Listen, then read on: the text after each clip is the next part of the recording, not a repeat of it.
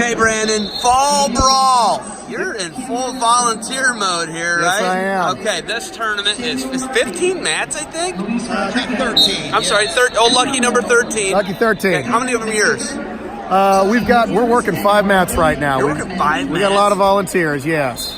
You look at a tournament like this, and it's drawn some of the best talent in the Midwest here. It's outstanding. And the venue. Come on, man. Let's talk about the venue. It's a nice building. I like it. It takes a while to get acclimated, finding everything. It's been a few years since I've been in this building, but this is sharp.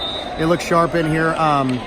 The floor, the lights, everything. It's a great spectator situation. You can see everything well in here, and it's flowed. It's been nonstop. The action, the officials.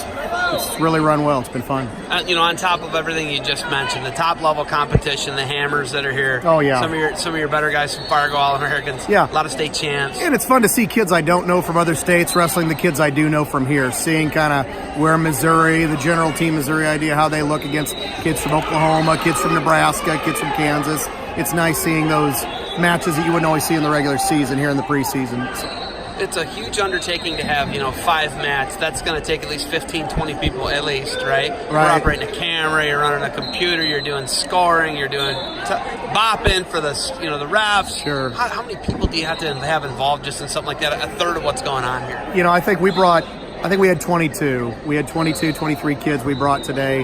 4 or 5 were parents as well, and they've done everything from hooking people up with food to running the clock to running the cameras to tapping. And they've done a great job kind of keeping an eye on things and helping each other out. And it didn't require a whole lot of setup. They said they would take care of us and help us out if we volunteered. We just met up at school, about an hour before we had to be here, rolled in, and they directed us, told us where we need to be and what to do. So we've got to spectate some great wrestling in the meanwhile. When you're able to help out something like this, obviously you're a person who's a service person, Sure. Service for others, right? What's it like helping people out and, making a great event?